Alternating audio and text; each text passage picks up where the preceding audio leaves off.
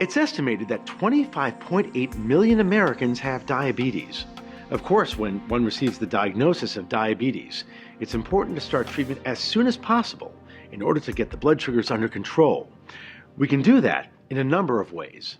The initial treatment certainly is typical: diet, weight loss, exercise, to try and get it under as good control as you can by doing that. But if that doesn't work, then we have to go to other means of therapy. And obviously the typical treatments are the pills, the oral agents. The most widely used is something called metformin, which works to improve the way the body utilizes insulin and also decreases the amount of sugar that's produced in the liver and therefore that's produced in the bloodstream. So that's our main treatment course. For a lot of patients, these oral medications in combination with healthy lifestyle choices are enough to control the blood sugars and prevent the complications of diabetes from developing for a long time. For others, typically after 10, 15, or 20 years, this treatment may no longer be effective. Thankfully, there are other options we can try. There are a class of drugs now out called the GLP-1 inhibitors, which really work to buy time. They work to help the body utilize insulin better, to be able to digest their food better, to decrease the blood sugars. And they're a great class of drugs. Typically, they're a once-a-day injection.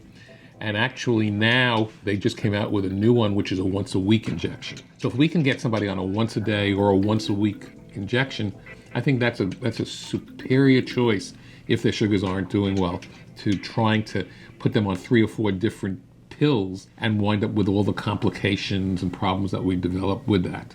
If these treatments don't control the blood sugars as well as we'd like, we can always turn to the tried and true method: insulin injections. There's a once-a-day insulin. It's a long-acting drug, and sometimes we can start a patient on that and keep them on their pills, and by doing that combination, also we will bring their diabetes under reasonably good control. Oftentimes that's not enough. And then what we need to do is we need to use not only the long-acting insulin, the once-a-day injection, but also a combination of the long-acting and short-acting insulins. The short-acting insulin is typically being given before meals, usually in a typical type 2 diabetic.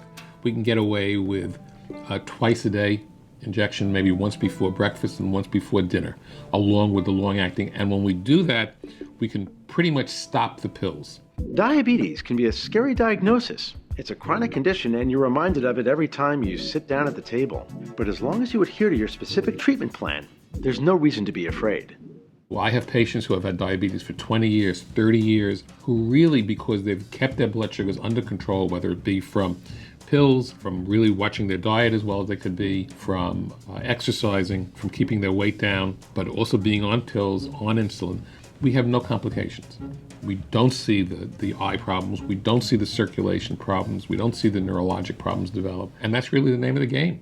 All over the world, diabetes researchers are testing theoretical treatment options such as pancreas transplants or vaccinations. Medical experts hope that one day these possible solutions will eventually allow us to not only keep playing the game, but to win it outright. I'm Dr. Mike Rosen, and you're watching the eHealth Network. Stay healthy.